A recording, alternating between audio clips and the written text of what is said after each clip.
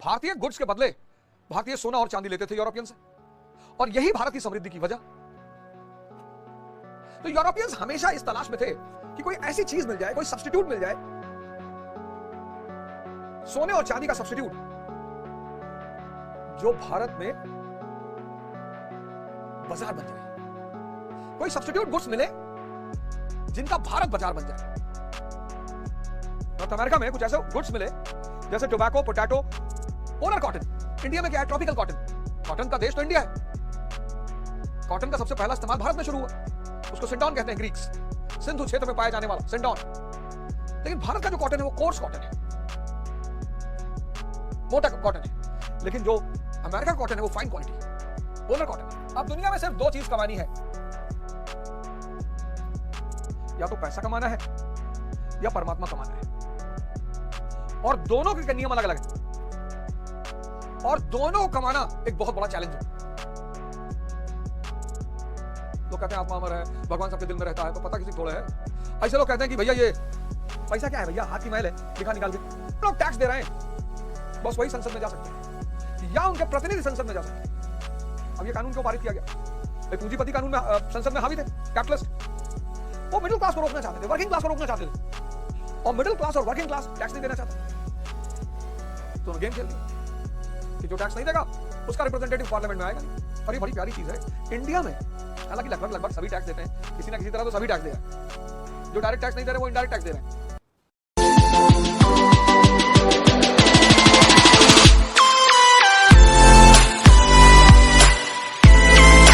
अब industrial revolution के बाद हम दूसरा चैप्टर शुरू कर रहे हैं, यूनाइटेड स्टेट्स ऑफ अमेरिका। बड़ी प्यारी कहानी।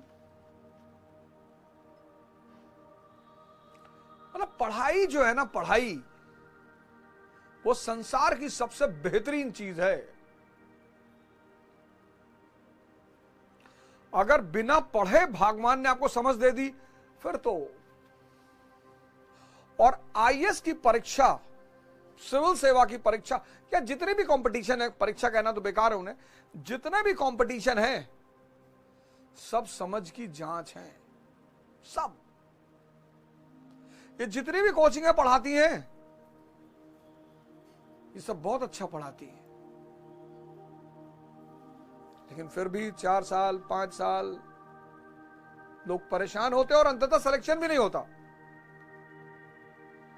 क्यों? क्योंकि जो कंपटीशन की मेन आवश्यकता है, समझ का विकास, उस पर कोई ध्यान नहीं देता।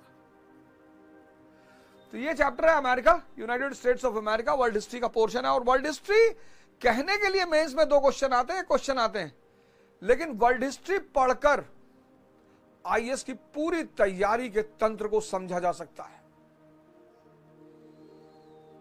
और इस पूरे चैप्टर में मैं आपको यही सुनाऊंगा।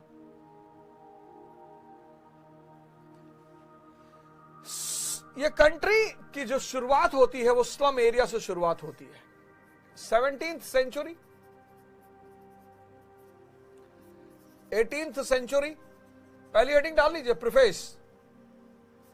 19th सेंचुरी, 20th सेंचुरी और 21st सेंचुरी।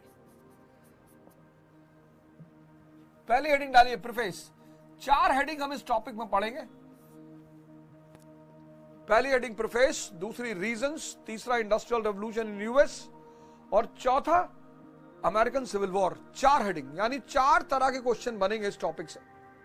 और इस टॉपिक को पढ़ने के बाद आपको यह स्पष्ट होगा कि पढ़ाई क्या है और कंपटीशन क्या है। तो पहली हेडिंग डालिए, प्रीफेस। अब 17वीं शताब्दी में यह जो कंट्री है इसकी स्थिति क्या है? Slum area, झोपड़पट्टी, 13 झोपड़पट्टियां। 18वीं शताब्दी में यह बन गया राष्ट्र। अब क्वेश्चन मार्क लगाइए यहां पे कि इन 13 कॉलोनियों किसने बसाया और क्यों बसाया। यहीं से कहानी की शुरुआत करेंगे। फिर यहां क्वेश्चन मार्क लगाइए कि ये नेशन कैसे बन गया। और 19th सेंचुरी में ये नेशन बन गया आर्थिक शक्ति, इकोनॉमिक पावर। फिर क्वेश्चन मार्क लगाइए कि आखिर ये इकोनॉमिक पावर कैसे बन गया। और 20th सेंचुरी में यह बन गया वर्ल्ड पावर। मजदूर का बेटा बन गया आईएएस।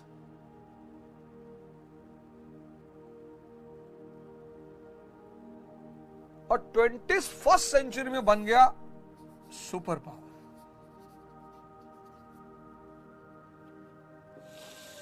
यह इस राष्ट्र की कहानी है, स्लम एरिया से लेकर सुपर पावर तक।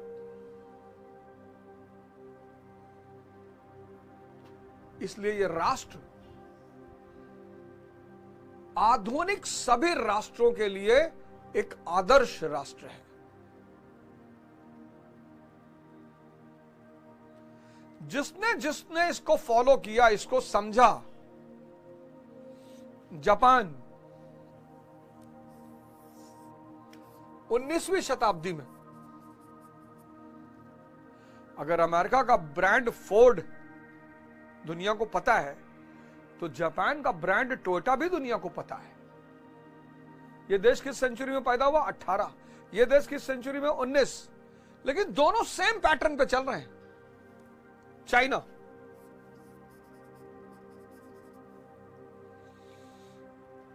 अगर एप्पल ने धूम मचा रखी है तो वन प्लस ने भी धूम मचा रखी है।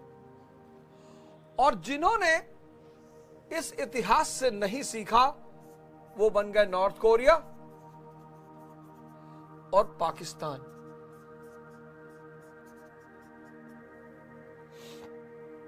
देख लो पढ़ने का महत्व। सिविल सर्विस की तैयारी में 2-2 लाख रुपए देकर, 2 लाख रुपए तो फीस, ये पूरा कोर्स अगर आप करते हो वर्ल्ड हिस्ट्री का मेरे साथ, तो सिर्फ वर्ल्ड हिस्ट्री थोड़ी पढ़ोगे, आप सीखोगे, आप समझोगे, पूरी कहानी समझोगे कि इस्लाम एरिया से सुपर पावर कैसे। और जिसने इस देश के विकास धारा को समझा, जिसने इस देश के डेवलपमेंट स्ट्रीम को समझा और फॉलो किया, वो भी पीछे नहीं रहे। Japan, China. और जिन्होंने इतिहास को निगलेक्ट किया वो नॉर्थ कोरिया बन गए, वो पाकिस्तान बन गए। वो नॉर्थ कोरिया बन गए, वो पाकिस्तान बन गए। ये मात्र एक कोर्स नहीं है अवध ओझा का, ये मत समझ जाइए कोर्स है। पिछले 25 साल वर्ल्ड हिस्ट्री पढ़ाई, और इसी वर्ल्ड हिस्ट्री से ऐसी इंसाइट दी लोगों को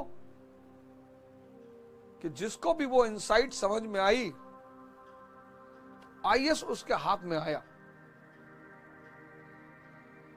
तो ये पूरा चैप्टर पढ़ते हैं और फिर चैप्टर के अंत में देखेंगे कि क्या सीखा। चलिए, तो प्रीफेस। अब 1453 यूरोपियंस के लिए पूरब का दरवाजा बंद हो गया, यह हम पढ़ चुके हैं। टर्क्स ने कॉन्स्टेंटिनोपल पर कब्जा कर लिया।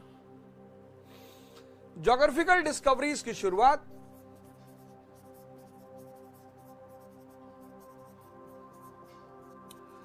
ज्योग्राफिकल डिस्कवरीज रास्ता खोले जाने लगा। जब एक रास्ता बंद होगा तो बाकी रास्ते खोजे जाने लगेंगे। और 2 डिस्कवरीज बड़ी इंपॉर्टेंट रही, बनाते हुए चलिएगा, मैं लिखाऊंगा भी। पहला 1492 कोलंबस, क्रिस्टोफर कोलंबस, इसने न्यू वर्ल्ड की खोज की, जिसे आज आप यूनाइटेड स्टेट्स ऑफ अमेरिका कहते हो, नई दुनिया। और Vasco da Gama 1498, Vasco da Gama new sea route to India, via Cape of Good hope.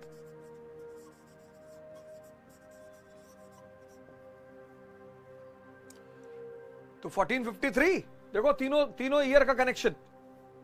1453 Turks occupied Constantinople, Turks ने कॉन्स्टेंटिनोपल पर कब्जा कर लिया। पश्चिम के लिए पूरब का दरवाजा बंद हो गया।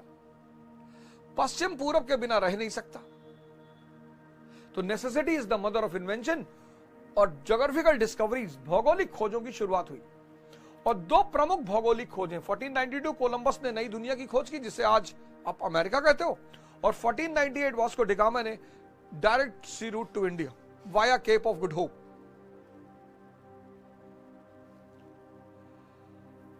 अब प्री मॉडर्न वर्ल्ड में,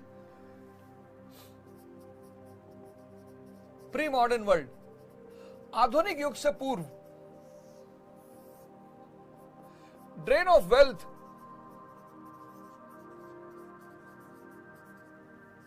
was from west to east। ये सब लिखते हुए चलना है ऐसे। आधुनिक युग से पूर्व ड्रेन ऑफ वेल्थ पश्चिम से पूरब की तरफ हो रहा था। आज पूरब से पश्चिम की तरफ है। एविडेंस, साक्ष्य क्या है इसका? पहला साक्ष्य है प्लिनी। ये रोमन हिस्टोरियन है, रोता है, ये कहता रोम का सारा सोना पूरब की तरफ बहा जा रहा है। दूसरा साक्ष्य बर्नियर, सब नाम लिख लीजिए, ये फ्रेंच ट्रैवलर है, ये रोमन है, रोमन इतिहासकार है, ये फ्रेंच यात्री है बर्नियर। ये कहता है यूरोप का सारा सोना पूरब में बहा जा रहा है। ये एंशिएंट पीरियड में, ये मेडिवल। और फिर पीटर द ग्रेट,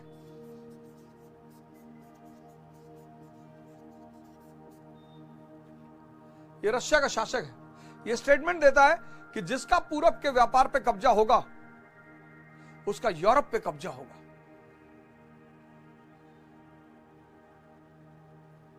तो आधुनिक युग से पूर्व ड्रेन ऑफ वेल्थ पश्चिम से पूरब की तरफ। अब यह बात यूरोप के लिए बड़ी दर्दनाक।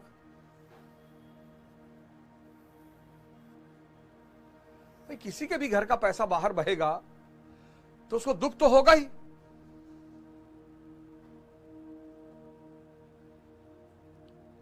भारतीय गुड्स के बदले भारतीय सोना और चांदी लेते थे यूरोपियन से, और यही भारत की समृद्धि की वजह।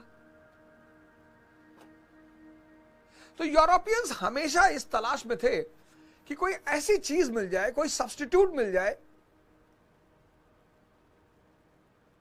सोने और चांदी का सब्स्टिट्यूट, जो भारत में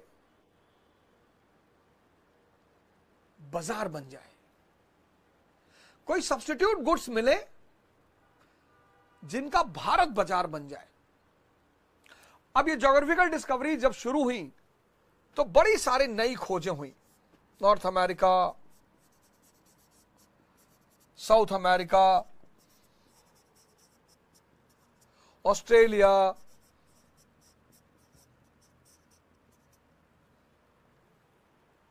बड़ी नई नई जगह खोजी गई।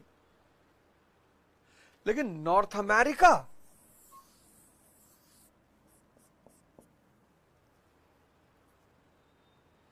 यूरोपियंस के आकर्षण का केंद्र बना। वैसे तो कई नए इलाके खोजे गए, लेकिन नॉर्थ अमेरिका, यह बड़ी विचारणीय बात कि north America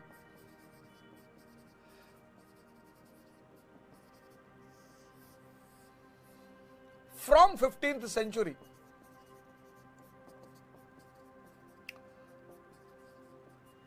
became the center of attraction for Europeans.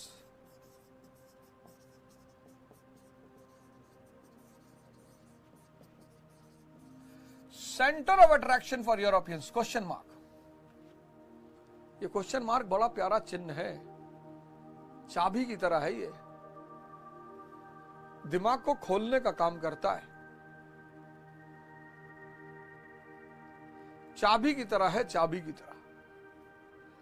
तो ज्योग्राफिकल डिस्कवरीज में बड़े सारे नए एरिया खोजे गए, लेकिन North America from 15th century became the centre of attraction for Europeans. क्यों?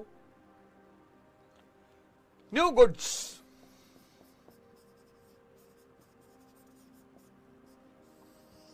tobacco, potato, fine quality cotton,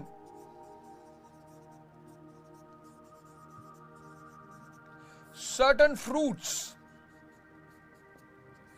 etc.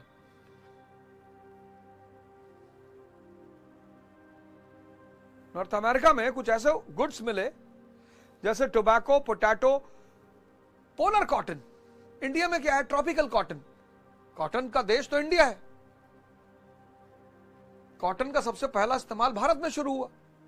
उसको सिंडॉन कहते हैं ग्रीक्स, सिंधु क्षेत्र में पाया जाने वाला सिंडॉन।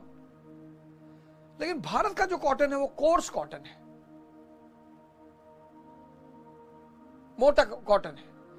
लेकिन जो अमेरिका का कॉटन है वो फाइन क्वालिटी पोलर कॉटन है। Tobacco, potato, fine quality cotton, fruits etcetera. और ये नई चीजें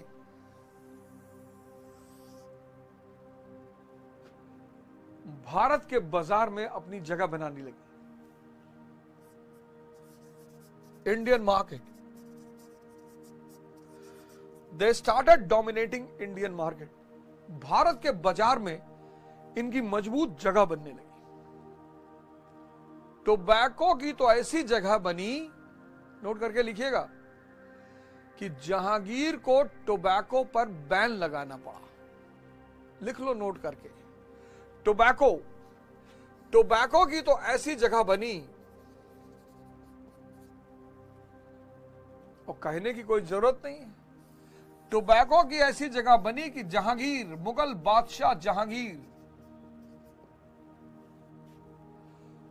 बादशाह जहांगीर को टोबैको के सेल पर बैन लगाना पड़ा। तो अमेरिका में ये गुड्स मिले जिनकी ईस्ट में, खासकर भारत में, अच्छी बाजार बन गई। और यूरोपियन सब्स्टिट्यूट के तलाश में थे कि कोई ऐसी चीज मिले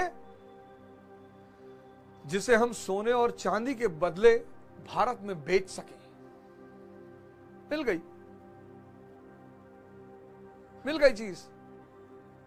और इसी वजह से Europeans started rushing towards America. लिख लो, this became the reason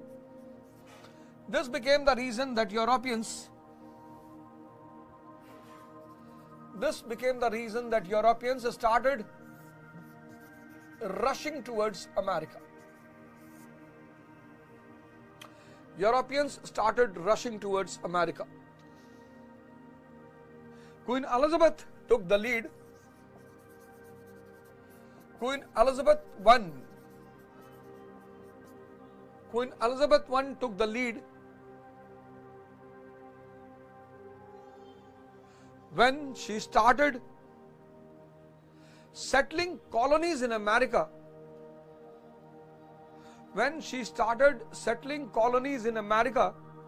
Through chartered companies.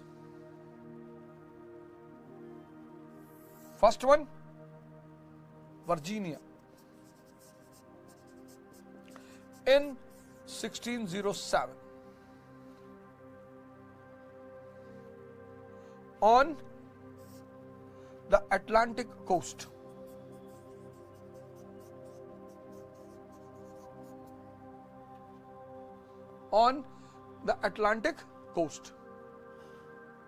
From here starts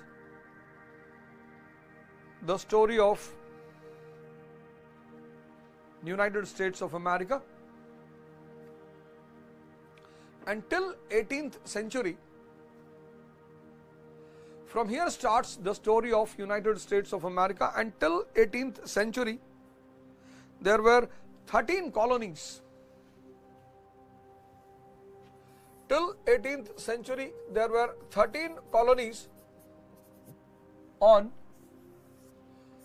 the Atlantic coast of America. There were 13 colonies on the Atlantic coast of America. Amit, picture यहां बननी चाहिए। अगर टीचर पढ़ा रहा है और तुम्हारे पिक्चर यहां बन नहीं रही है तो समझ लो तुम पढ़ नहीं रहे हो। तो आधुनिक युग से पूर्व, मॉडर्न वर्ल्ड से पहले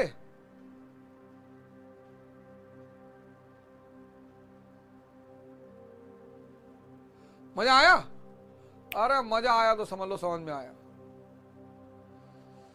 तो प्री मॉडर्न वर्ल्ड से पहले ड्रेन ऑफ वेल्थ पश्चिम से पूरब, और यूरोप सब्स्टिट्यूट गुड्स की तलाश में, ज्योग्राफिकल डिस्कवरीज, नए इलाकों की खोज की, और उन नए इलाकों में नॉर्थ अमेरिका में बहुत सारे ऐसे गुड्स मिले जिनकी पूरब में अच्छी बाजार बनी। कौन से goods? Tobacco, potato, fine quality cotton, fruits etcetera. अब चूंकि इन उत्पादों की, इन गुड्स की भारत में अच्छी बाजार बन गई, इनको लाकर भारत बेचेंगे और फिर उसी पैसे से भारत का सामान खरीदेंगे। यूरोपियंस को मिल गई राहत।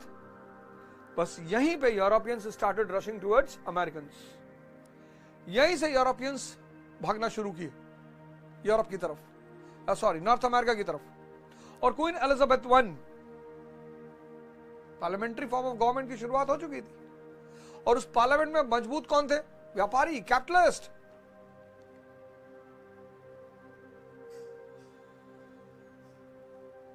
और क्वीन एलिजाबेथ I ने अमेरिका में बस्तियां बसानी शुरू की। पहली बस्ती 1607 Virginia, Atlantic coast, eastern coast पे, और यहीं से अमेरिका की कहानी की शुरुआत होती है। और 18वीं शताब्दी तक पहुंचते पहुंचते 13 कॉलोनीज। चलो अगली हेडिंग डालो, अमेरिकन रेवोल्यूशन।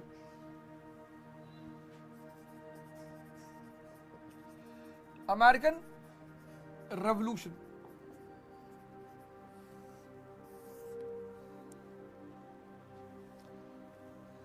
सब हेडिंग्स, रीजंस, फेजेस, इवैल्यूएशन, मूल्यांकन।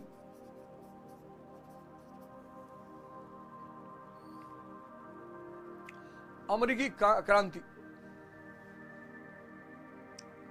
काश पढ़ाई का उद्देश्य किसी देश को अगर समझ में आ जाए, समाज को समझ में आ जाए, परिवार को समझ में आ जाए। पढ़ाई का बस एक ही उद्देश्य है, दिमाग को जिंदा करना।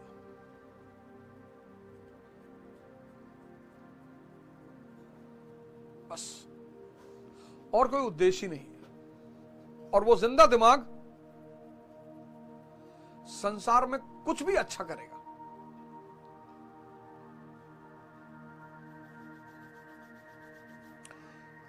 जितने लोग नौकरी के लिए पढ़ रहे हैं वो खतरे में, मारे जाएंगे।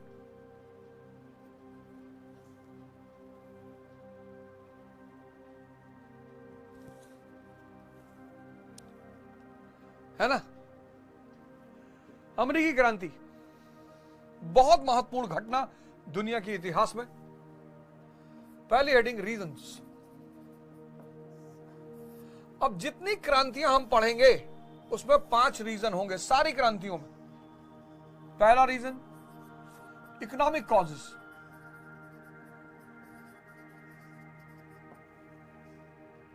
आर्थिक। दूसरा, पॉलिटिकल कॉजेस, राजनीतिक। तीसरा, सोशल कॉजेस, सामाजिक। चौथा, बहुत इंपॉर्टेंट, रोल ऑफ इंटेलेक्चुअल्स, बहुत इंपॉर्टेंट। और पांचवा, इमीडिएट कॉज, तात्कालिक कारण। जितनी क्रांतियां हम पढ़ेंगे सब में ये 5 कारण होंगे, सब में। अमेरिकन, फ्रेंच, रशियन, चाइनीज, सब क्रांति में 5 कारण होंगे। तो ये दिमाग में बैठा लो। पहला, आर्थिक, इकोनॉमिक कॉजेस, पॉलिटिकल कॉजेस, राजनीतिक कारण, सामाजिक कारण, social causes, role of intellectuals, बहुत इंपॉर्टेंट। बहुत इंपॉर्टेंट। और फिर जब माहौल तैयार हो जाएगा तो इमीडिएट कॉज, तात्कालिक कारण क्या था? Economic causes. अब दुनिया में सिर्फ दो चीज कमानी है, या तो पैसा कमाना है या परमात्मा कमाना है।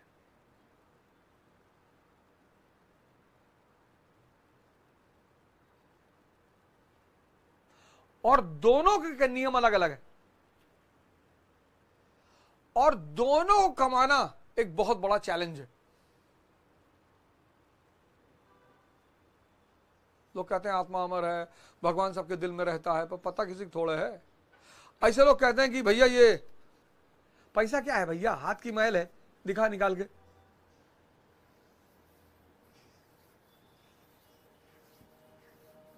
आर्थिक अर्थ सब पैसे के पीछे है, सब, हम भी, सब। लेकिन हर आदमी ये नहीं कहता कि मुझे पैसे से प्रेम है। डायलॉग बाजी बहुत करते हैं लोग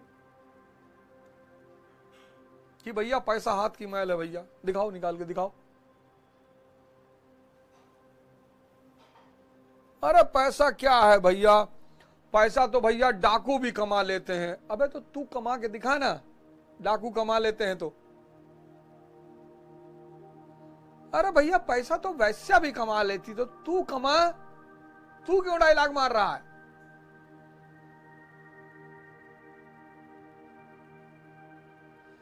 पैसा और परमात्मा दोनों कमाना चुनौतीपूर्ण है, और जब भी किसी से तुम पैसा छीनोगे तो लड़ाई होगी, अगला आदमी दुखी होगा। तुमने अपने भाई को सुबह 2 चांटा मारा और शाम को 5,000 रुपया दिया, ये लो जाओ पैंट शर्ट खरीद लेना है, और बदतमीजी मत क्या करो, और पापा जो कहा करो उस बात को सुन लिया करो। तो तुम्हारा भाई मोहल्ले में घूम घूम के कहेगा कि भैया हमारे बड़े वाले भैया जो है ना, वो भगवान का अवतार हैं, जबान के बुरे हैं भैया, दिल के बुरे नहीं है। आर्थिक शोषण, इकोनॉमिक एक्सप्लॉइटेशन दुनिया का सबसे बड़ा दर्द है। देखो जनता टैक्स दे रही है भारत की, मरी जा रही है। अच्छा, मरने के पीछे कारण भी है, जितना टैक्स दे रहे हैं उसका सुविधा पर लड़के नहीं मिल रहा है। मतलब जो लोग साल में 2-2, 3-3, 4-4, 5-5 करोड़ टैक्स दे रहे हैं, सरकार टैक्स ले, बिल्कुल ले, सुविधा भी तो दे। दान देने में आदमी खुश है क्योंकि विल से दे रहा है, लेकिन टैक्स देने में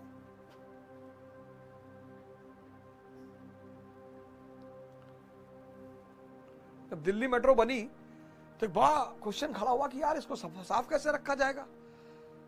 लाखों लोग डेली चलेंगे और सब गुटखा खा खा के थूकेंगे। तो दिल्ली मेट्रो ने कहा नहीं नहीं नहीं नहीं, हम सिंगापुर से सीखेंगे। जब लिबरलाइजेशन शुरू हुआ तो भारत में बड़ी अच्छी जगह नहीं थी मीटिंग वूटिंग के लिए, कॉर्पोरेट मीटिंग के लिए, सिंगापुर में मीटिंग होती। भारत के लोग जाएं मीटिंग के लिए, और भारत के लोगों को थूकने की आदत ज्यादातर लोगों की, एक तो खाई नहीं खाए और नहीं खाए तो वैसे थूक रहे। थूकना भारत में एक शान की चीज मानी जाती है। अब इन लोगों ने वहां थूकना शुरू किया। अब सिंगापुर गवर्नमेंट को लगा कि यार ये तो मेहमान है, इनसे साथ क्या, कैसे मना किया जाए इनको। तो सिंगापुर गवर्नमेंट ने थूकने पर फाइन लगा दिया $500, लमसम 25,000 रुपया। जिसने $500 थूकने का चार्ज दिया उसका सलाइवा ही सूख गया, उसकी पूरी जनरेशन का सलाइवा सूख गया कि भैया नहीं थूकेंगे। बोले थूक चुके हो, पैसा लाओ। यूएई भी यही करता है, कोई मारपीट नहीं, बदतमीजी करोगे फाइन दे दो, 40 दिरहम, 100 दिरहम, 50 दिरहम। वही काम दिल्ली मेट्रो ने किया। आर्थिक शोषण कहने का मतलब यह है कि इकोनॉमिक एक्सप्लॉइटेशन जो है वो बहुत दर्द देता है। अब अमेरिकन कॉलोनीज किसने बसाई? ब्रिटेन ने। अमेरिकन कॉलोनीज किसने बसाई? ब्रिटेन ने। तो जब अमेरिकन कॉलोनीज ब्रिटेन ने बसाई तो मानी सी बात है अमेरिकन कॉलोनीज पे हक किसका? ब्रिटेन का। लिखो, अमेरिकन कॉलोनीज वर सेटल्ड बाय ब्रिटेन, सो ब्रिटेन कंसीडर्ड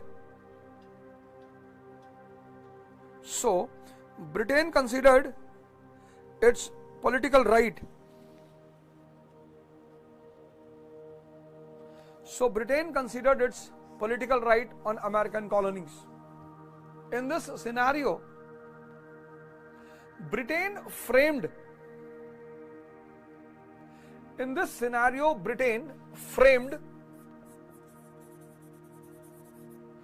economic policies, आर्थिक नीतियां. In this scenario, Britain framed economic policies. Underline करो economic policies. Britain framed economic policies in such a way. Britain framed economic policies for American colonies. Add कर लेना. Britain framed economic policies for American colonies in such a way that it led to the exploitation of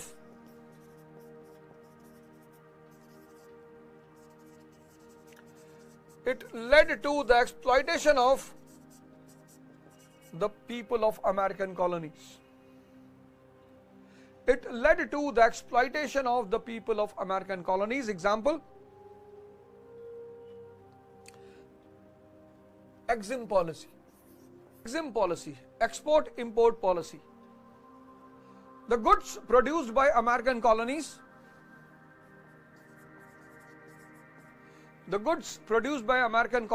like potato, tobacco, etc., will be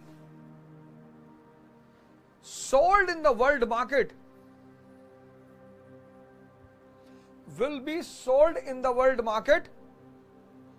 Only, underline करो, only through British traders.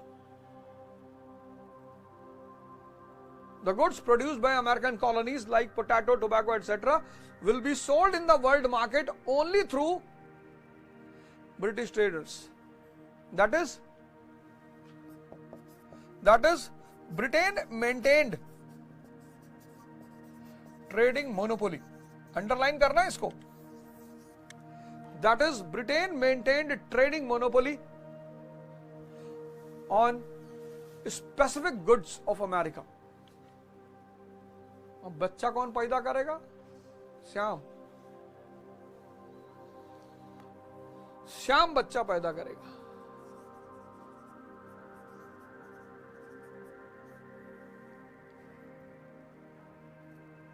और ये बच्चा पापा किसको कहेगा?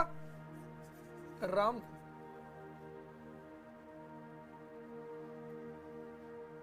तो श्याम को दुख नहीं होगा? भाई अमेरिकन गुड्स पैदा कौन करेगा? अमेरिका कॉलोनी के लोग. पर उसकी ट्रेडिंग मोनोपोली किसके हाथ में? ब्रिटेन के हाथ में. मेहनत हमारी, कुर्बानी हमारी, दर्द हमारा, गाय हम चराएं, चारा हम दें, दूध हम निकालें, और दूध कौन ले जाएगा? ब्रिटेन. EXIM policy. दूसरा, navigation law of 1651.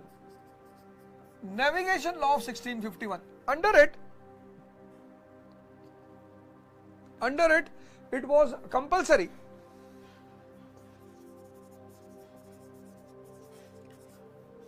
compulsory for American ships to move to British ports.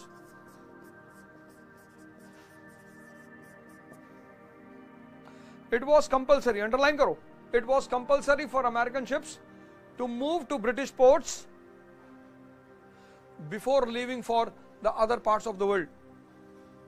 Compulsory. अब भाई तुम्हारे उत्पादों की, तुम्हारे गुड्स की दुनिया में इतनी मांग है और तुम बेच नहीं पा रहे हो, तो स्मगलिंग करोगे। तो स्मगलिंग को रोकने के लिए यह था नेविगेशन लॉ 1651। अमेरिकन शिप्स के लिए कंपलसरी था ब्रिटिश पोर्ट्स पे जाना। अगर ब्रिटिश पोर्ट्स के अलावा कहीं चली गई तो सारा माल जब्त और जहाज को डुबो दिया जाएगा।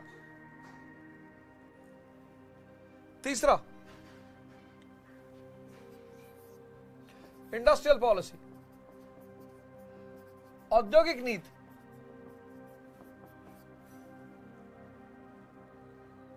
देखो, American colonies had no right, American colonies had no right to establish production units और इंडस्ट्रीज। अब कॉटन कौन पैदा करेगा? अमेरिकन कॉलोनीज पैदा करेंगी। और कॉटन मिल कहां होगी? ब्रिटेन में।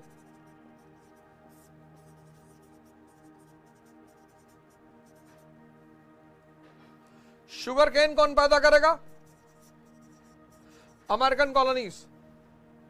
और शुगर मिल कहां होगी? ब्रिटेन में।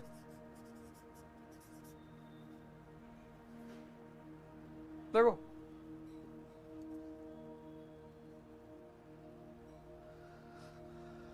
कॉटन पैदा करेंगी अमेरिकन कॉलोनीज, कॉटन मिल होंगी ब्रिटेन में।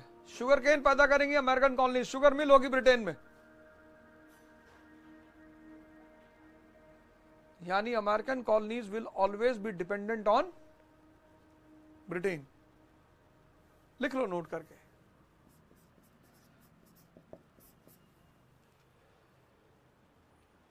To maintain the dependency of American colonies on Britain. This economic exploitation through various policies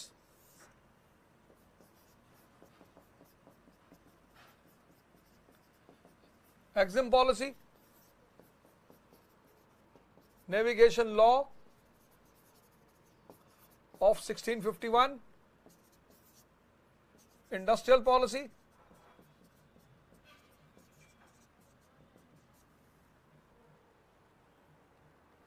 this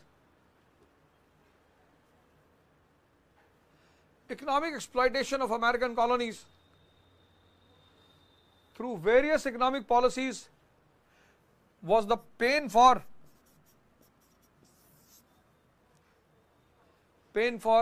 the people of the people of American colonies. पहला reason economic exploitation.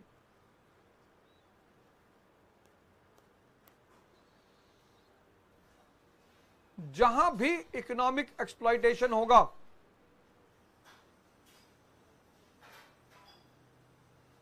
आर्थिक शोषण होगा, वहां के लोगों में दर्द स्वतः होगा।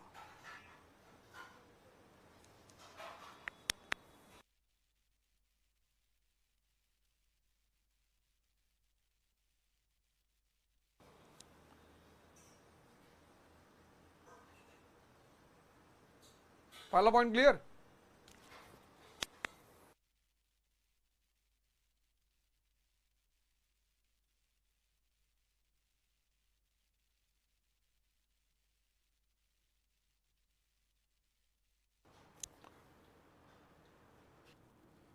पहला पॉइंट क्लियर? पिक्चर बना लो दिमाग के में पीछे, ये दिमाग को खाली करो पीछे वाला, दुनियादारी फेंको निकाल के। पहला रीजन पॉलिटिकल कॉजेस, दूसरा रीजन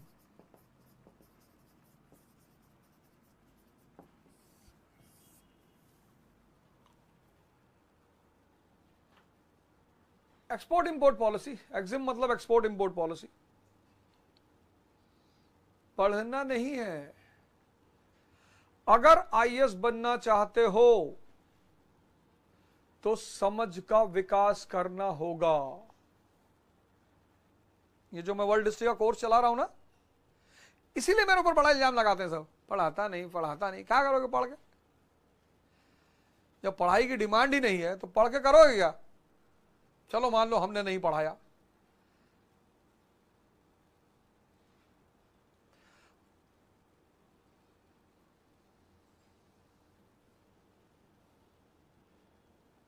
है?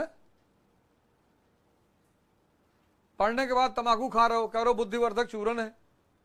जब पढ़ाई इतनी समझ नहीं डेवलप कर पाई तुम्हारे अंदर,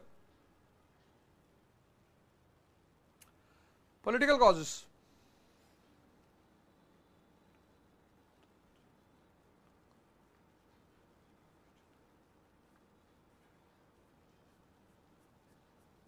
है ना? Political causes. कितनी कॉलोनियां थी? 13 कॉलोनीज। हर कॉलोनी का अपना गवर्नर। तो कितने गवर्नर? 13। हर कॉलोनी की लेजिस्लेचर। तो कितना लेजिस्लेचर? 13। 13 कॉलोनियां, हर कॉलोनी का एक गवर्नर, 13 गवर्नर, और हर कॉलोनी का लेजिस्लेचर यानी 13 लेजिस्लेचर। और लेजिस्लेचर का काम क्या था? To make the laws and to collect taxes.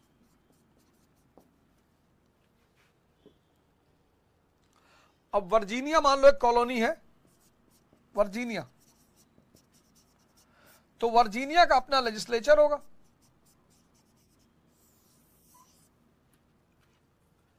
और ये जो वर्जीनिया का अपना लेजिस्लेचर होगा, ये वर्जीनिया के लिए कानून बनाएगा और टैक्स कलेक्ट करेगा। This was the political structure for American colonies. ये थी राजनीतिक संरचना अमेरिकी कॉलोनियों की। 1688 में मैंने आपको बताया ग्लोरियस रेवोल्यूशन हो गया। साहब लिखते चलो, 1688 में ग्लोरियस रेवोल्यूशन हो गया। ब्रिटेन में पार्लियामेंट सुप्रीम अथॉरिटी बन गई। 1689 में ब्रिटिश पार्लियामेंट ने कानून पारित किया, जेंटलमैन्स रेजोल्यूशन।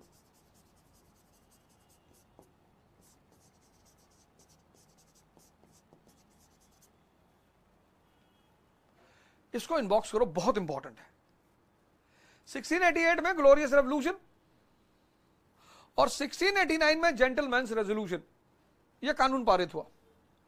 और इस कानून में यह कहा गया, लिखो लिखो, only tax paying sections, only tax paying sections will have the right to, only tax paying sections will have the right to enter into British Parliament. Only tax paying section will have the right to enter into British Parliament or to have representatives in British Parliament. जितने लोग tax दे रहे हैं बस वही संसद में जा सकते हैं या उनके प्रतिनिधि संसद में जा सकते हैं। अब यह कानून क्यों पारित किया गया? भाई पूंजीपति कानून में संसद में हावी थे, कैपिटलिस्ट, वो मिडिल क्लास को रोकना चाहते थे, वर्किंग क्लास को रोकना चाहते थे, और मिडिल क्लास और वर्किंग क्लास टैक्स नहीं देना चाहता, तो उन्होंने गेम खेल दिया कि जो टैक्स नहीं देगा उसका रिप्रेजेंटेटिव पार्लियामेंट में आएगा नहीं। और ये बड़ी प्यारी चीज है। इंडिया में हालांकि लगभग सभी टैक्स देते हैं, किसी ना किसी तरह तो सभी टैक्स दे रहे हैं। जो डायरेक्ट टैक्स नहीं दे रहे वो इनडायरेक्ट टैक्स दे रहे हैं, लेकिन डायरेक्ट टैक्स सबसे लेना चाहिए। जब आप पैसा देते हो ना तो आपके मन में एक रिस्पॉन्सिबिलिटी होती है।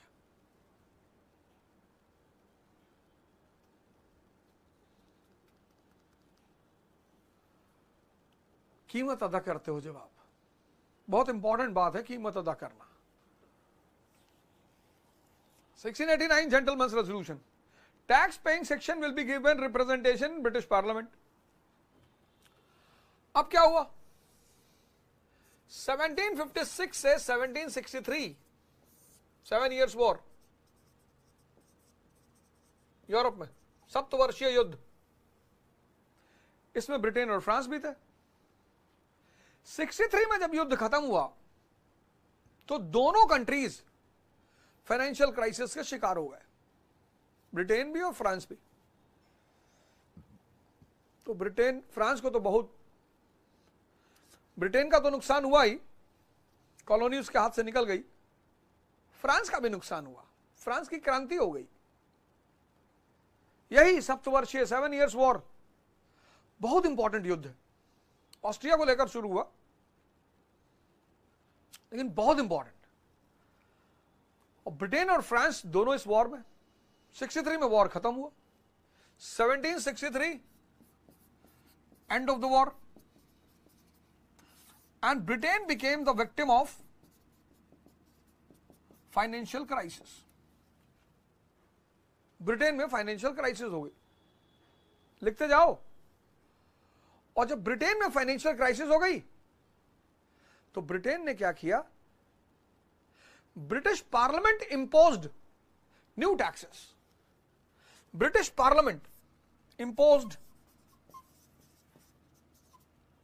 New taxes. अब ये पूरी लाइन अंडरलाइन करना, British parliament imposed new taxes on American colonies. Example, stamp duty, sugar duty, etcetera. पूरी लाइन अंडरलाइन करो। 1763 Britain became the 1763 end of 7 years war, Britain became the victim of financial crisis and Britain imposed new taxes on American colonies. Britain imposed, British Parliament imposed new taxes on American colonies. पूरी line underline करो। British Parliament imposed new taxes on American colonies, stamp duty, sugar duty, etc.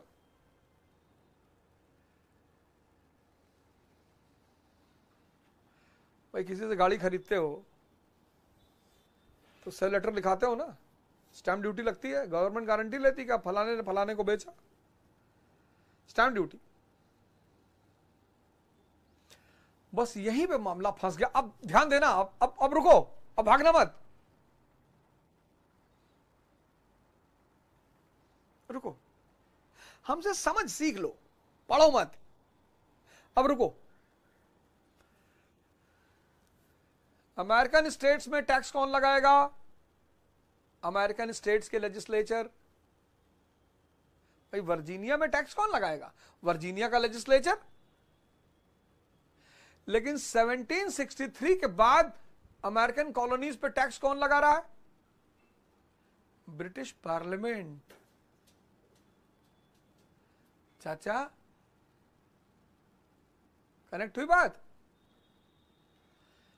American colonies में tax कौन लगाएगा? American colonies की legislature. लेकिन 1763 के बाद tax कौन लगा रहा है? British parliament.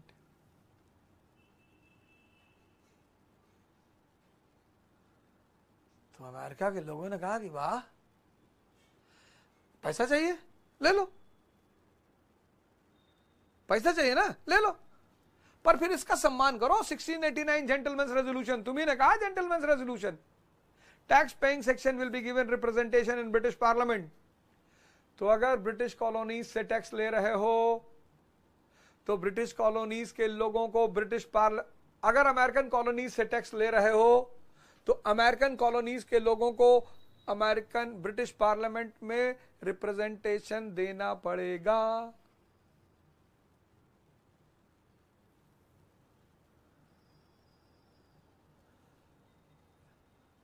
नहीं तो जो बोले सो निहाल, सत श्री अकाल।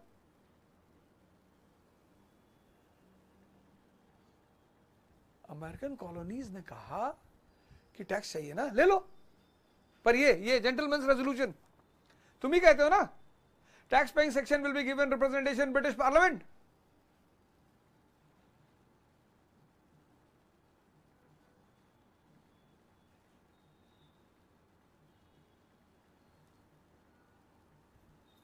तो ले लो टैक्स। पर फिर अमेरिकन कॉलोनीज के लोगों को रिप्रेजेंटेशन देना पड़ेगा। कहां? ब्रिटिश पार्लियामेंट में। And here they gave the slogan no taxation without representation. यही स्लोगन भारत में राष्ट्रवादियों ने दिया। लिख लो, लिख लो। In this scenario, which scenario? British Parliament imposing tax on American colonies. In this scenario, American colonies raised the slogan.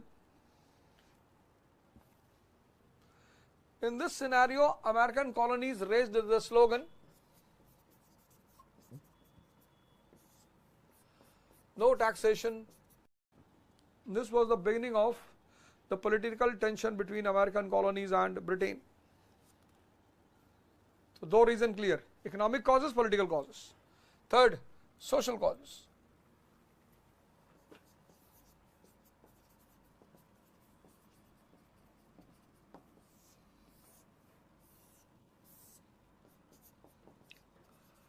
Diversified society,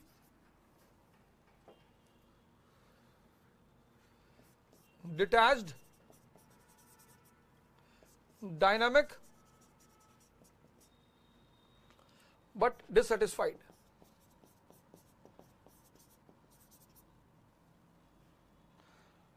American societies, colonies के सोसाइटीज के चार फीचर थे: डाइवर्सिफाइड, डिटैच्ड, डायनामिक और डिससेटिस्फाइड। मन,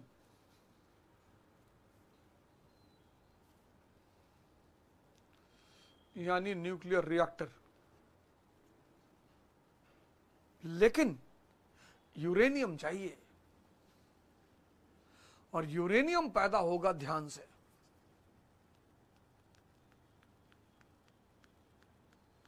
मन यानी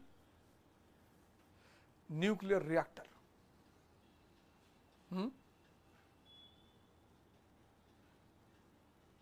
समझना है। कॉलेज का परीक्षा, कॉलेज में परीक्षा होती है ज्ञान की जांच, और कंपटीशन में समझ की जांच। ये समझना बहुत जरूरी है। भाई तुम्हारे क्लास में ग्रेजुएशन में 50 बच्चे थे, सब पास हो गए, लेकिन यहां सब पास नहीं होंगे। हो सकता है तुम भी ना हो, क्योंकि कंपटीशन का पूरा सिद्धांत ही अलग है। समझ की जांच, समझ की।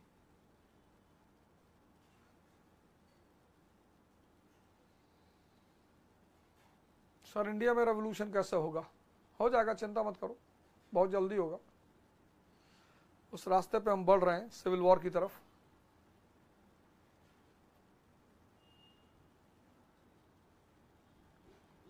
बहुत जल्दी होगा।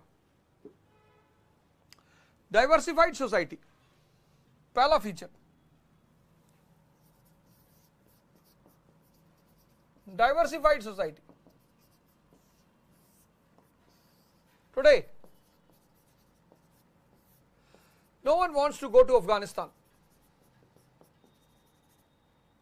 ऐसे ही 17th century, no one wanted to go to New World.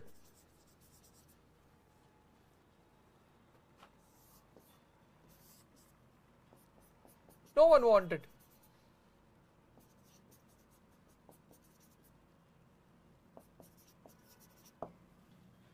जैसे आज कोई अफगानिस्तान नहीं जाना चाहता,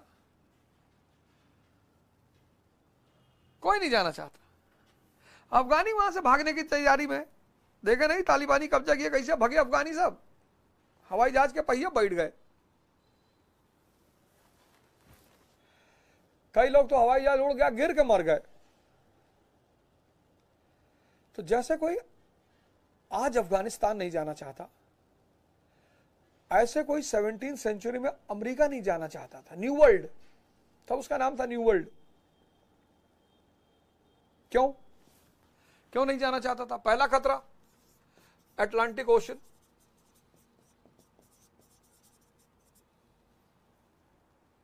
पूरी पहाड़ की रेंज है, बड़ी दुर्घटनाएं।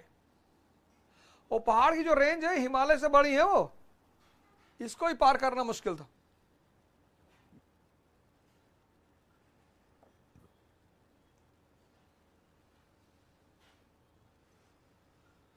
तुमने एक घटना सुनी टाइटैनिक, हजारों घटनाएं हुई टाइटैनिक जैसी।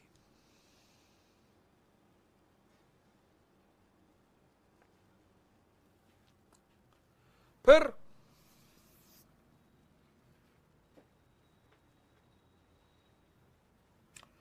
लोकल इनहैबिटेंट्स,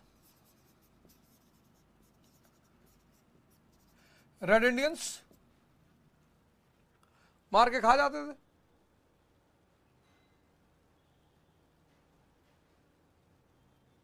बैरन लैंड, कुछ था ही नहीं, मतलब जमीन बंजर नहीं थी, जमीन तो बहुत उपजाऊ, रिसोर्सेस। न्यू वर्ल्ड नाम है निशांत, नई दुनिया कहते थे। मैं बता देता हूं कब से कब नई दुनिया कहा, कब अमेरिकन कॉलोनीज कहा और कब यूएस कहा, मैं लिखा देता हूं अभी। तो बैरन लैंड मतलब कुछ था नहीं वहां पे। अब आज बंबई में कोई आदमी ऑटो चला रहा है, पर कम से कम आराम की जिंदगी, संडे को तो मॉल चला जा रहा है, संडे को तो 1 घंटा जुहू बीच के किनारे मजे से बैठा हुआ है। तो कोई जाना नहीं चाहता था अमेरिकन न्यू वर्ल्ड में। अब ये हुआ कि भाई अमेरिका बसाया कैसे जाए। तो एलिजाबेथ वन ने क्या किया, इसका ठेका दिया चार्टर्ड कंपनीज को, जैसे ईस्ट इंडिया कंपनी, ऐसी कंपनियों को ठेका दिया। और वो ठेकेदार ही क्या जो कोई काम ना करा पाए। अब इन चार्टर्ड कंपनीज ने क्या किया, जो यूरोप के राज्य थे उनके राजाओं के पास ये गए, कहे साहब आपके जेलों में इतने अपराधी बंद हैं, हमसे पैसा ले लो और इनको हमको दे दो, हम ले जाएं, आधे तो रास्ते में ही मर जाएंगे और जो वहां पहुंचेंगे वो मार दिए जाएंगे।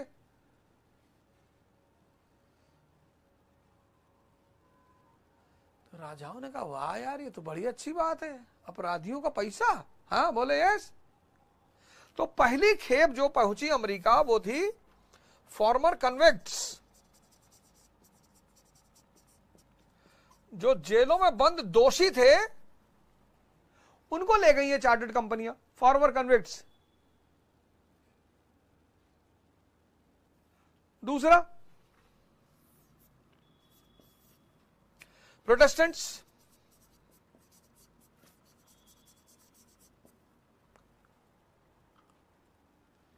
प्रोटेस्टेंट्स जैसे ही तुम पाखंड का विरोध करोगे, इंडिया जिस दिन जाति व्यवस्था और वर्ण व्यवस्था को समझ जाएगी उस दिन यह देश महान हो जाएगा। लेकिन समझे तब ना, कबीर जाति से जुलहा है, कर्म से ब्राह्मण है। रविदास जाति से चर्मकार है, कर्म से ब्राह्मण है। प्रोटेस्टेंट्स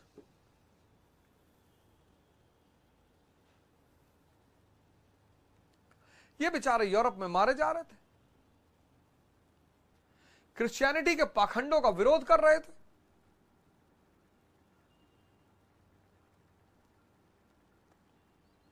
और पाखंड के विरोध को लोग धर्म का विरोध मान लेते हैं। जहां जड़ बुद्धि है, अब जैसे डॉक्टर भीमराव अंबेडकर, उन्होंने मनुस्मृति को फाड़ा है। मनुस्मृति कानून की किताब है, रामचरितमानस को नहीं फाड़ा उन्होंने।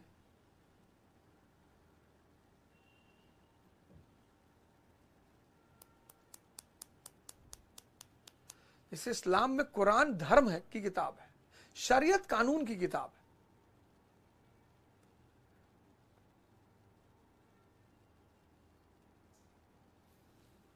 प्रोटेस्टेंट्स ये बेचारे मारे जा रहे थे, ये भाग आए। और तीसरा ग्रुप जो आया वो था एडवेंचरर्स।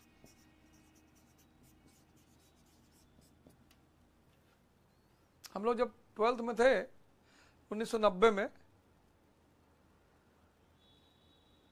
तो जो भी दिल्ली घूमने आता था वो वहां जाके बड़ी कहानियां सुनाता था। दिल्ली में ऐसा है वैसा है, लाइट चमक रही है।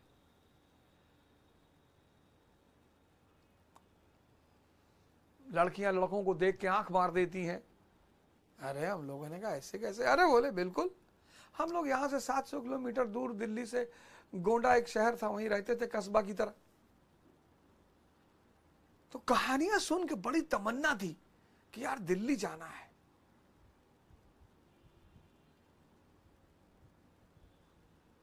एडवेंचरर्स जिन्होंने कहानियां सुन रखी हो, तो convicts, Protestants, adventurers from different nationalities. ऐसा नहीं सिर्फ ब्रिटेन से, डिफरेंट नेशनैलिटीज, डिफरेंट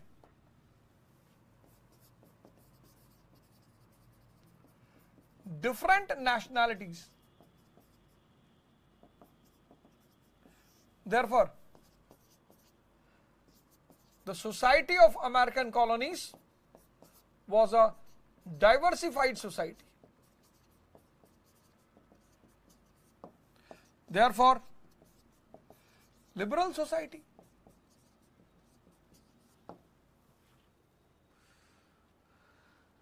ये पहला फीचर था, डाइवर्सिफाइड और लिबरल। अब हम लोग यहां रहते हैं दिल्ली में, फ्लैट्स में, सोसाइटीज में। अब यहां कोई एक जाति का आदमी थोड़ी है गांव की तरह, किसी ब्राह्मणों का गांव है, ठाकुरों का गांव है, भूमियार का गांव है, दलित का गांव है, ऐसा नहीं है। सोसाइटी में सब रहते हैं और सब बाहर गए, तो ज्यादातर लोगों में आपस में बड़ा प्रेम है, क्योंकि हम ही सब एक दूसरे का सहारा है। ये पहला फीचर, डाइवर्सिफाइड। दूसरा फीचर, डिटैच्ड। अब हमको दिल्ली से जब छुट्टी मिलती है तो हम तो सीधे गांव भागते हैं, गोंडा या इलाहाबाद। और जब हम अपने बच्चों को गांव लेके गए पहली बार, कहे यहां मॉल कहां है? हमने कहा यार मॉल तो नहीं है। तो कहे तो हम कहां आए यहां? हमने कहा यार हम पैदा हुए बड़े हुए यहां, हमको यहां से प्रेम है। तो बोले तुम रहो, तुमको प्रेम है तो तुम यही रहो, हम लोग दिल्ली जा रहे हैं, हमें लगाव है गोंडा से, गांव से। हमारे बच्चों को लगाव नहीं है, क्योंकि हम पैदा हुए पले बड़े गोंडा में और हमारे बच्चे पैदा हुए पले बड़े दिल्ली में। बस वही हाल यहां हुआ। The people who arrived in America in 17th century, लिख लो, the people who arrived in America in 17th century were attached to their motherland. The people who arrived in America in 17th century were attached to their motherland, but the generation which was born and brought up in America,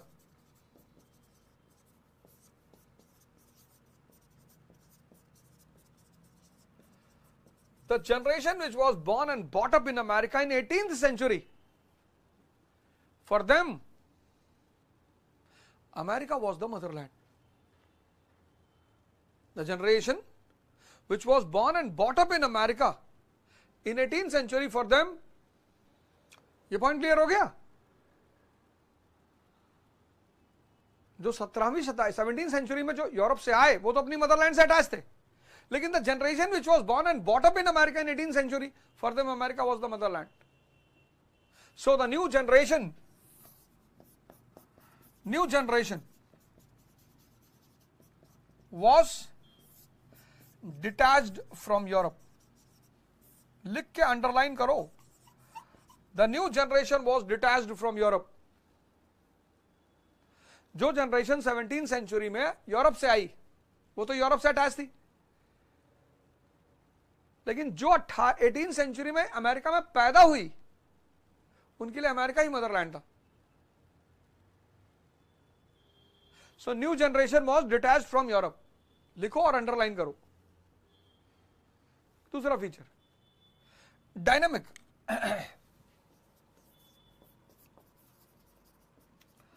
अब मेरा मानना यह है कि आदमी जहां पैदा होकर पले बढ़े ना, उसको वो जगह कुछ समय के लिए छोड़ देना चाहिए। मैं एग्जांपल देता हूं, भगवान राम 14 साल के लिए अयोध्या छोड़ दिए तो भगवान बने। भगवान कृष्ण पैदा हुए मथुरा में, रहे द्वारिका में और राज स्थापित किया गुजरात में।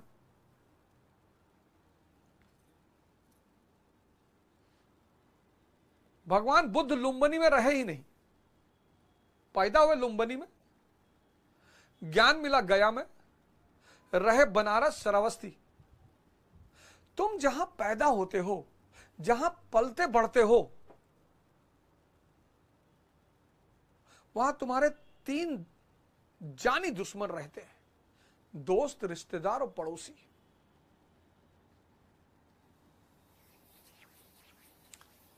और इनके बिना कोई व्यक्ति रह भी नहीं सकता, इनके साथ भी कोई नहीं रह सकता।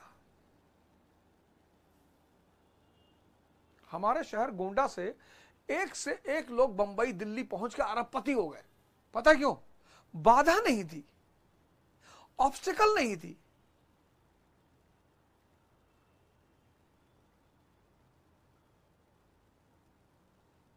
इसलिए हर व्यक्ति को अपने जन्म स्थान को कुछ समय के लिए छोड़ देना चाहिए।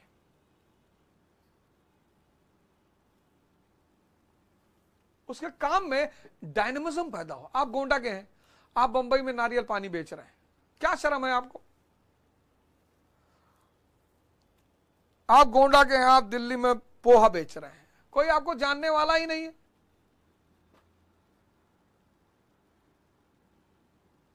तो अमेरिकन कॉलोनीज के लोगों में डायनेमिज्म था। क्यों? कोई ऑब्स्टिकल नहीं था, ना स्टेट का, ना रिलीजन का।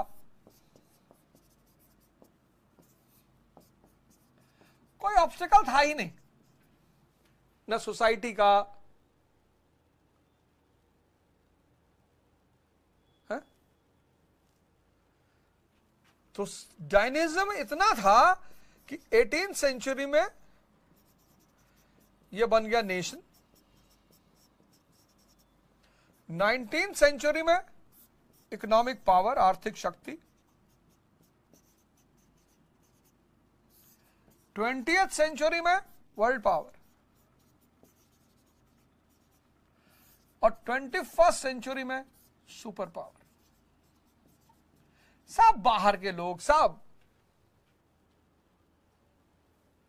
18th सेंचुरी में राष्ट्र, 19th में इकोनॉमिक पावर, आर्थिक शक्ति, 20th में वर्ल्ड पावर, 21st में सुपर पावर। तो डाइवर्सिफाइड, डिटैच्ड, डायनामिक, लेकिन डिससेटिस्फाइड।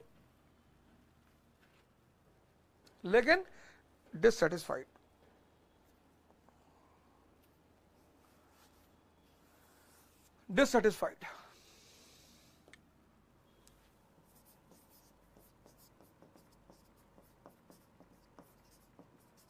क्यों? क्यों डिससेटिस्फाइड? अब इन लोगों ने अपना समाज छोड़ा, देश छोड़ा, गांव छोड़ा, अमेरिका गए, वहां बसे, वहां मेहनत की, अमेरिका को उपजाऊ बनाया। और उनकी सारी मेहनत का फल का मजा कौन ले रहा था? Britain. The fruits of the labour and risk taken by Americans was enjoyed by Britain. लिख लो, the fruits of labor and risk taken by Americans was enjoyed by Britain. The fruits of labor and risk taken by Americans was enjoyed by Britain. तो economic causes, political causes, social causes. चौथा cause, role of intellectuals.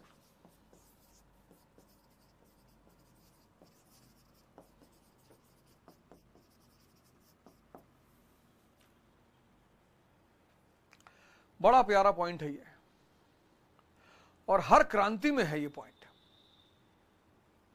अब जब भारत गुलाम हुआ तो लोगों से पूछा भी क्या भाई कि हम क्यों इतना परेशान हो रहे हैं? तो पुरोहित तबके ने कहा कि कलयुग शुरू हो गया।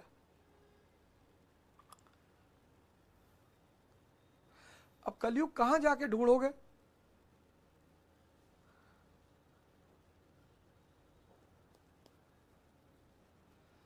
अब कलयुग कहां जाके ढूंढोगे? लेकिन राजा राम मोहन रॉय ने कहा कि कोई कलयुग नहीं, हम बैकवर्ड हो गए हैं।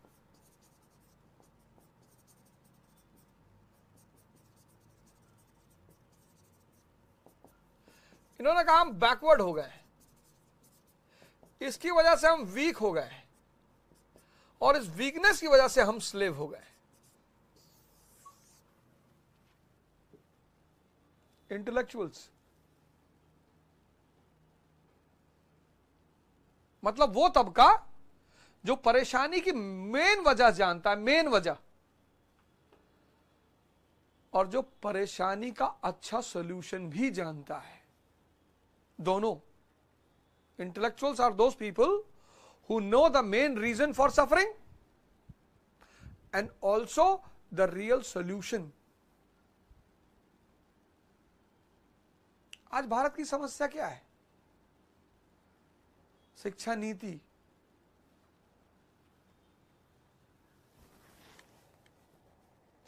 आज भारत की समस्या क्या है? आर्थिक पिछड़ापन। आज भारत की समस्या क्या है? जनसंख्या। आज भारत की समस्या क्या है? भ्रष्ट राजनीति।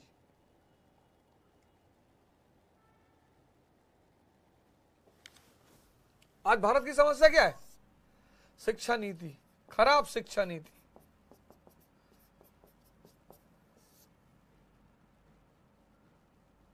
Economic backwardness.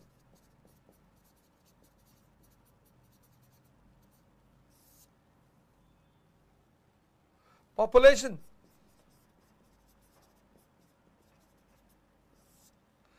Corrupt politics. यह भारत की समस्या है। लेकिन भारत की जनता को बहुसंख्यक क्या लगता है? कि कास्ट समस्या है, रिलीजन समस्या है, रीजन समस्या है, पाकिस्तान समस्या है। ये देखो, समस्या ये है, और जनता को लगता वो है।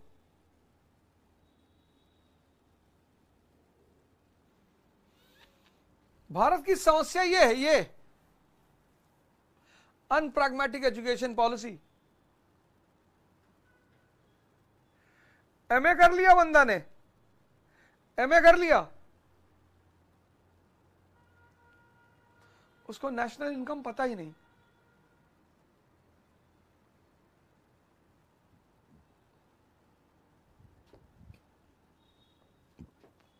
पता ही नहीं उसको। एमए कर लिया, मास्टर ऑफ आर्ट्स, एमए कर लिया, एमए, उसको भारत के बजट के बारे में पता ही नहीं।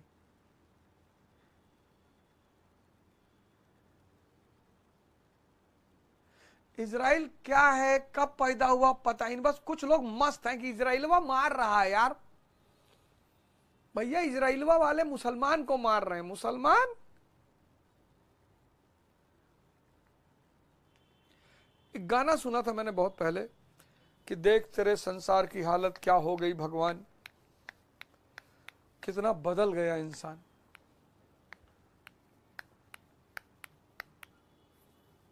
उन्नीस 1980 में कम लोग पढ़े थे, लेकिन लोग समझदार बहुत थे।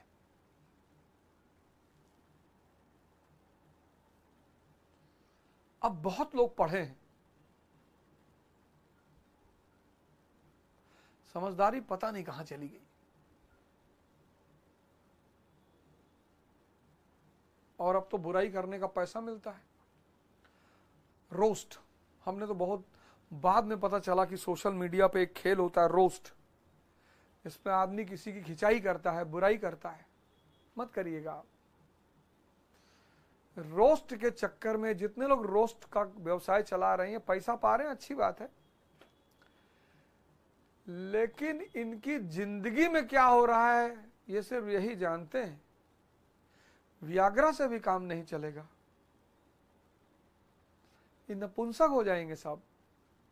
उसकी वजह मैं बताऊं, काम चक्र आज्ञा चक्र से जुड़ा हुआ है, तो जिसका भी आज्ञा चक्र नेगेटिव हुआ वो गया,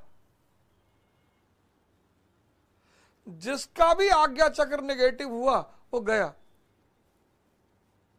खत्म खत्म। आप क्या समझते हो कि नेचर की कोई व्यवस्था नहीं है? आप कहते हो भगवान पापियों को सजा क्यों नहीं दे रहा? आप पापियों के दिल में झांक के तो देखो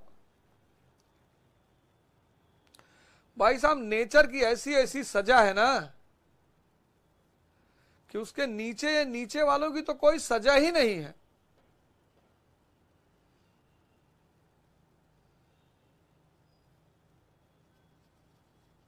बहुत गंदी गंदी सजा है प्रकृति की, वही जानता है जो भुगत रहा है,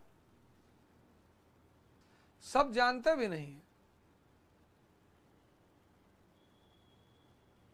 कश्मीरी क्यों पैलेस्टीनियन को सपोर्ट करेंगे? भारत भी करता है पैलेस्टीन को सपोर्ट, भारत नहीं करता क्या? भारत भी करता है। तो जब भी समाज या राष्ट्र में कोई दिक्कत पैदा होती है तो एक ऐसा वर्ग होता है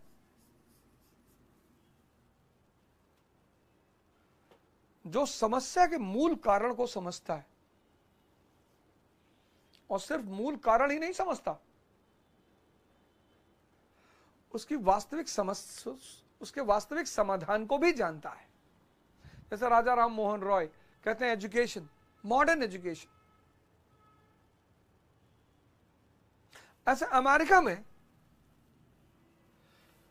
यूएस में एक आदमी आया, Thomas pen,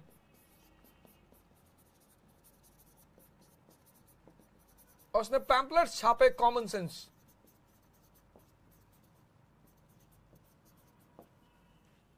in which he discussed the current issues of America. Thomas Paine, common sense.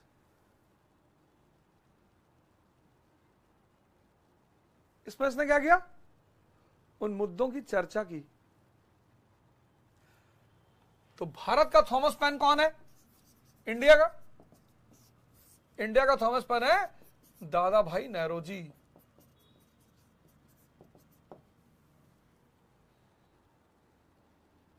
इन्होंने भी वास्तविक समस्या बताई भारत की, drain of wealth.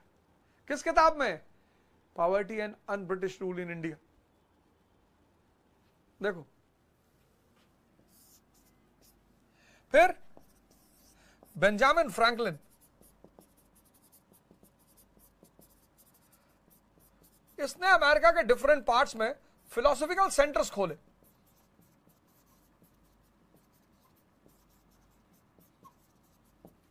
Philosophical centres कि जो मुद्दे इसने दिए हैं उस पर डिबेट हो, डिस्कशन हो। हिंदुस्तान में टीवी चैनलों का डिबेट देखो, हाय मंदिर, हाय मस्जिद, हाय मुसलमान, हाय पाकिस्तान, हाय India.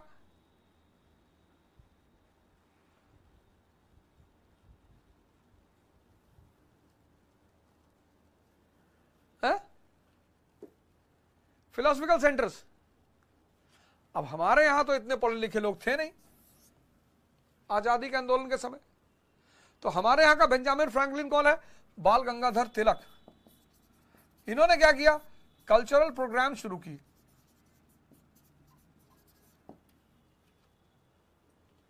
Shivaji festival, Ganesh festival, सांस्कृतिक कार्यक्रम जनता को जगाने के लिए। जब जनता जाग गई, हेनरी पैट्रिक इस व्यक्ति ने जनता को उकसाया। इसने कहा गिव मी डेथ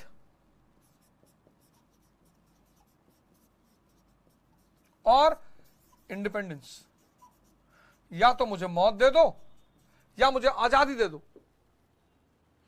अंग्रेजों ने कहा यार तुम यार मौत ले लो यार, जब दो ऑप्शन है ही है तुम्हारे पास।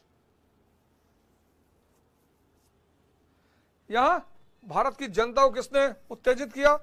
एससी बोस। तुम मुझे खून दो, मैं तुम्हें आजादी दूंगा।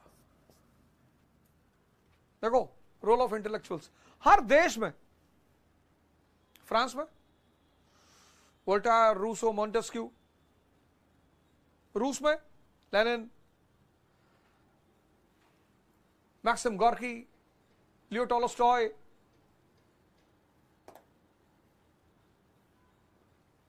तो 4 पॉइंट हमने पढ़ा। पहला इकोनॉमिक कॉजेस, दूसरा पॉलिटिकल कॉजेस, तीसरा सोशल कॉजेस, चौथा इंटेलेक्चुअल्स। अब क्वेश्चन लिख लो, और कल पहला काम यही करूंगा कि क्वेश्चन का मॉडल आंसर दे दूंगा। देखो question, the seeds of American revolution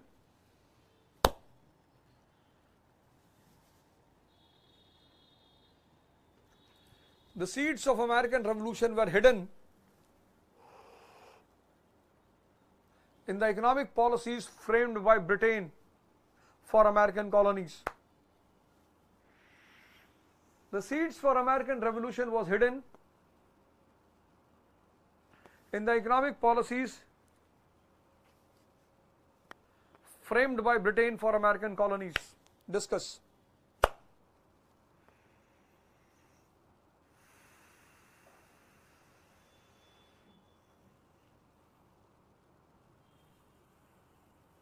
Second question, no taxation without representation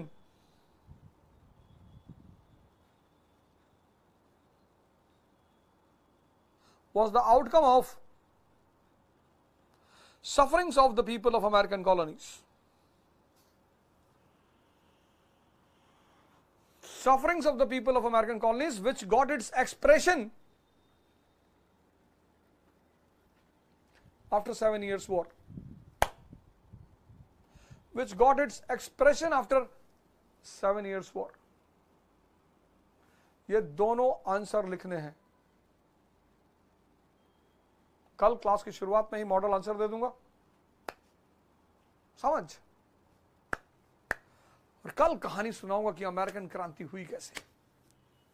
मजा है पढ़ाई यार, पढ़ाई इसलिए मजा है क्योंकि आपके बुद्धि को खोलती है। यही मॉडर्न इंडिया का, मॉडर्न वर्ल्ड हिस्ट्री पढ़ाकर कितने लोगों का सिलेक्शन करवा दिया,